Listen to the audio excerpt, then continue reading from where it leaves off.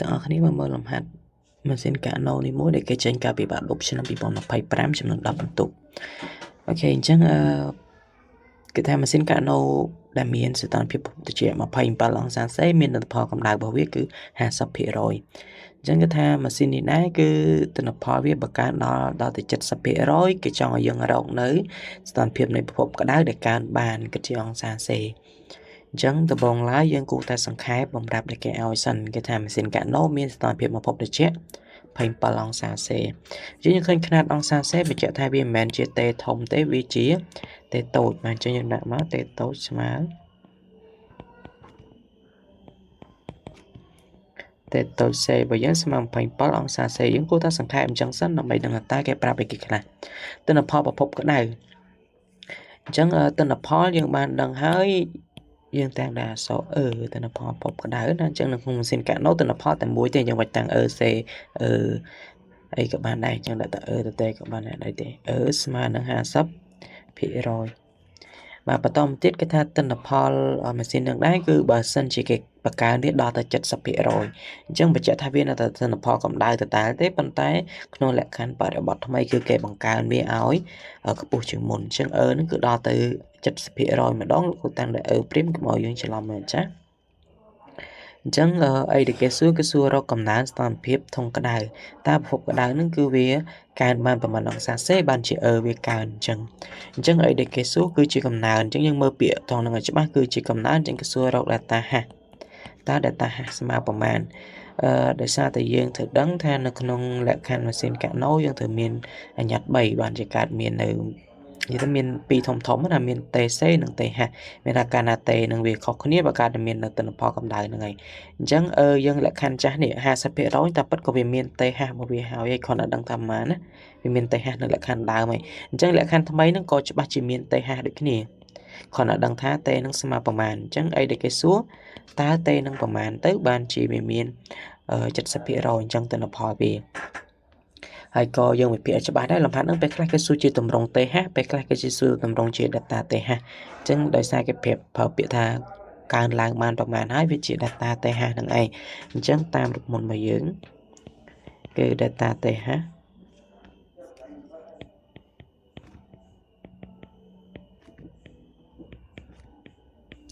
ស្មើនឹង TH ចុងដក TH ដើមថ្ងៃនេះយើងត្រូវដឹងថាបើសិនជាទិន្នផលនឹងវាកើនឡើងច្បាស់ជា TH កើនឡើងដែរអញ្ចឹងដើម្បីដឹងតើវាកើនឡើងបានប្រមាណយើងគ្រាន់តែយកវាមកធ្វើផលដកឧទាហរណ៍ថាបើសិនណា TH ដើមនេះ400 Kelvin យើងចង់ដឹងតើថ្មីកើនបានប្រមាណយើងត្រូវដឹងសិនតើថ្មីមានស្ថានភាព TH នឹងប្រមាណមែនអត់ចឹងបើថ្មីស្រាប់មានស្ថានភាព1900អញ្ចឹងយើងច្បាស់ជាដឹងហើយគឺវាកើន500តាមរយៈផលដកអញ្ចឹងខ្លីៗយើងគ្រាន់តែចាំថាយើងត្រូវតែហៅ TH នឹងយក TH ចាស់និង TH ថ្មី TH ដើមនិង TH ស្រេច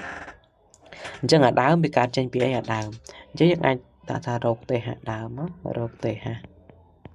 អញ្ចឹងតាមរូបមន្តនេះយើងដឹងថានៅក្នុងបរិបទដើមយើងមានយើងមាន TC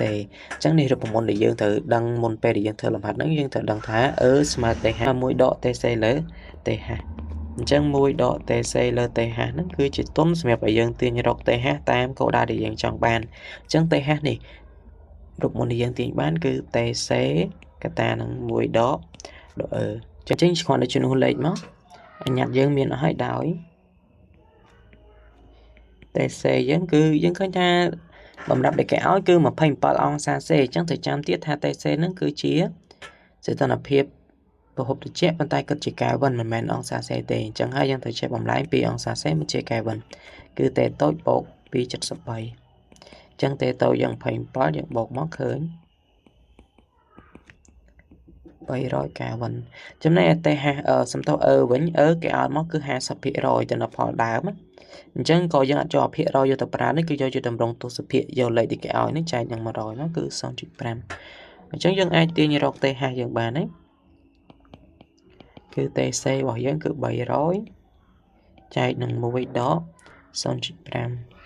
ចឹងយើងឃើញ300លើ 0.5 ហើយស្មើនឹងអញ្ចឹង300ចែក 0.5 ថា300ចែកកន្លះអញ្ចឹងឃើញ600 Kelvin បាទលក្ខខណ្ឌ T ដើមរបស់យើងមានន័យថានៅស្ថានភាព 50% ហ្នឹងវាមាន sự toàn phiệp của phục có đau TH cứ 600 sẽ phải chẳng bờ sân cây trong tầm láng ở đó chặt sập bị rối lúc ra tới cái tầm láng TH nó ở bộ chuyên môn đài chớ được muốn cứ dân nên tập ra được một năng tập đá đây cứ mà những mũi đó TC LT H prim dân thọ năng dân thật đăng tha cana TC kẻ thời bàn lực mà sắc xa là con cạn này thứ mày ở thời bàn lực mà dày con cạn này thứ mày trắng cứ được xa tái TC kẻ đã xa tầm lại thay đằng này chứ những ai tin rọc TH prim bởi dân bán cứ mà nắng TC lỡ mùi đó dân đó dân đăng tha TC vì đã xa tầm lại độ đài cứ tôi xe nó bốc bị chất sập bay đôi lờ mình thành cứ bay rồi cài vấn hai chân này thay mày bởi dưỡng cứ cái oi máu cứ đo tới son chất ba rồi có chất sập bị rồi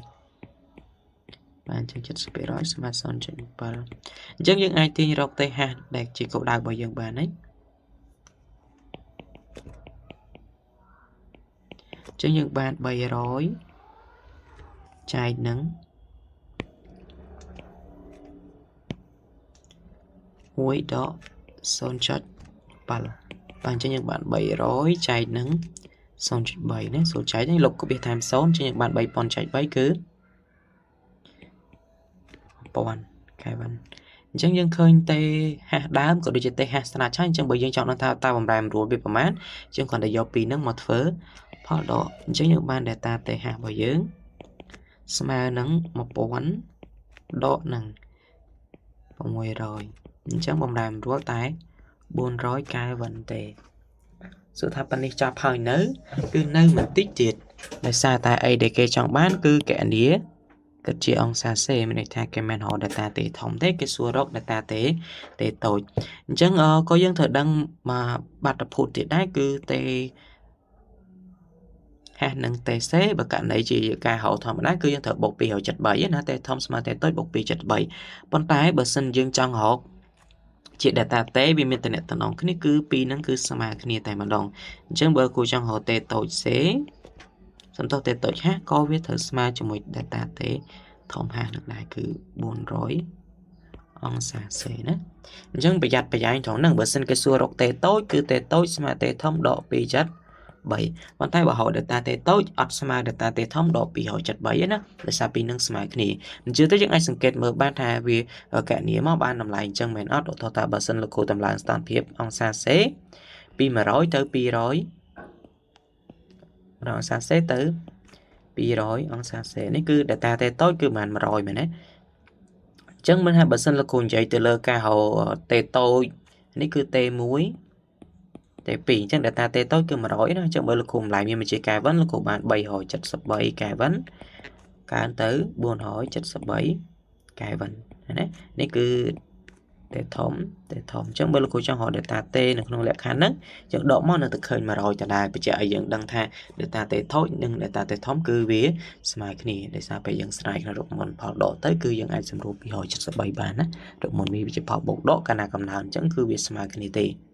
បាទអញ្ចឹងសរុបមកលំហាត់យើងគឺឃើញចម្លើយ data ទេដែលគេធ្វើបង្កើតហ្នឹងគឺដល់ទៅ400អង្សាសេទើបអាចមានលទ្ធភាពតម្លើងពី 50% ទៅ 70% បានបាទអរគុណមានចង្អុលសួរបានបាទមករបៀបទៀតក៏យើងអាចធ្វើតាមករណីមួយទៀតដែរយើងអាចថារៀងខ្លីជាងហ្នឹងណាអញ្ចឹងតាមរមន្ត data ទេហារបស់យើងគឺយើងមិនត្រូវយកទេហាចុងដកទេហាដើមចេះមែនទេតែយើងដឹងថាអាចុងនៅដើមយើងអត់តមានយើងត្រូវរកវាទាំងពីរយើងអាចសរសេរជាតម្រងជំនួសរូបមន្តចេះសិនបានណាដោយយើងដឹងថាទេហាហ្នឹងគឺស្មើនឹងទេសេកតា1ដកអញ្ចឹងយើងអាចទាញរក data ទេហាហ្នឹងគឺស្មើនឹងទេសេកតានឹង1ដកដកជាមួយទេសេកតានឹង1ដកចឹងអាមុខព្រីមណាក្រោយគឺធម្មតាចឹងសេរូបមន្តខ្លីចេះក៏បានដែរយើងជំនួសលេខតែម្ដងទៅឃើញចម្លើយមកតាទេស្មើនឹង300លើ1ដក 0.7 ដកនឹង300លើ1ដក 0.3 បាទអញ្ចឹងយើងរកមកឃើញដូចតែគ្នាទេគឺ data ទេថប់ហ្នឹងគឺស្មើ400 Kelvin ហើយក៏ data ទេតូចស្មើ400អង្សាសេដែរទៅបាទអញ្ចឹងអាហ្នឹងក៏យើងអាចទៅសេតម្រងនេះក៏បានដែរវាយើងខ្លីជាងប៉ុន្តែបើសិនយើងអត់យល់យើងអាចធ្វើតាមរបៀបទី1ដែលយើងហៅម្ដងបានណា